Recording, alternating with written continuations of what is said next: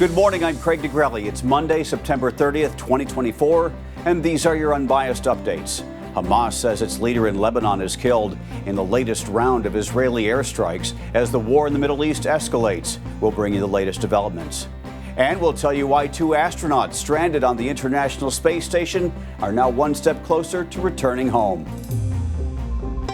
From the Straight Arrow News Studio, bringing the stories that matter to you from across the United States and around the world, these are today's Unbiased Updates. As the war in the Middle East escalates, Hamas says its leader in Lebanon is dead after an Israeli strike early Monday morning, while another Palestinian group claims 3 of its leaders were killed in another strike, which, if confirmed, would be the first within Beirut's city limits. This as Hezbollah is vowing revenge after one of its top leaders was killed by an Israeli strike in a southern suburb near Beirut on Friday.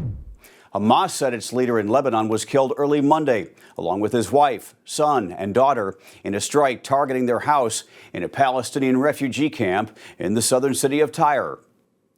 Meantime, the Popular Front for the Liberation of Palestine, another Iran-backed militant group, also says 3 of its leaders were killed in the strike on central Beirut. President Joe Biden is once again calling for a ceasefire, and the Pentagon is looking to increase the number of American troops and equipment in the Middle East as fears of a broader regional conflict grow.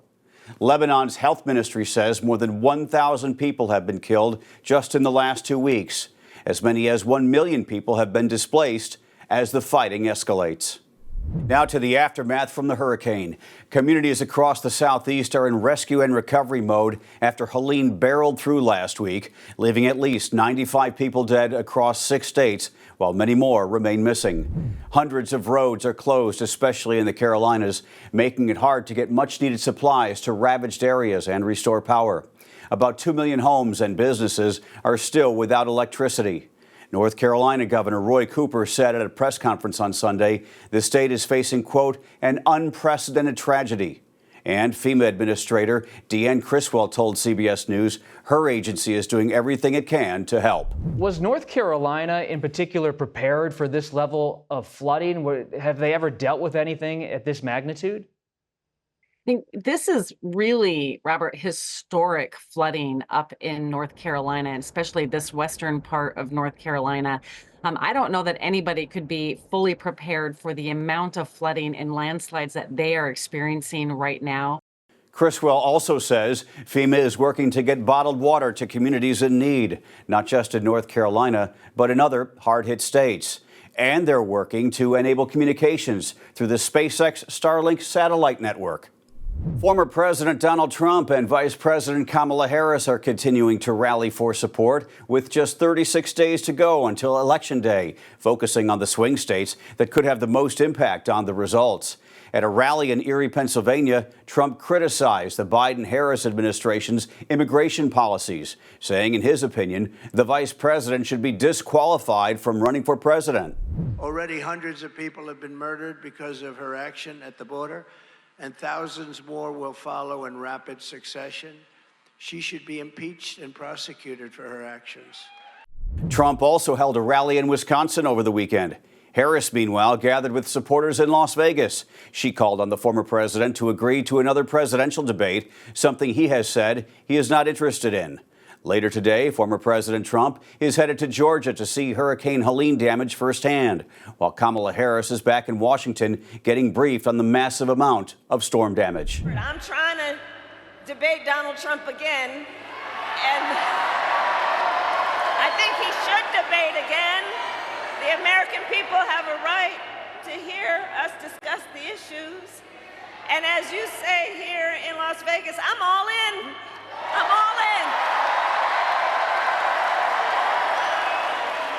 Even if my opponent is ready to fold. So there you go. Harris's stop in Las Vegas followed a fundraiser in Los Angeles on Saturday and a visit to the border town of Douglas, Arizona on Friday.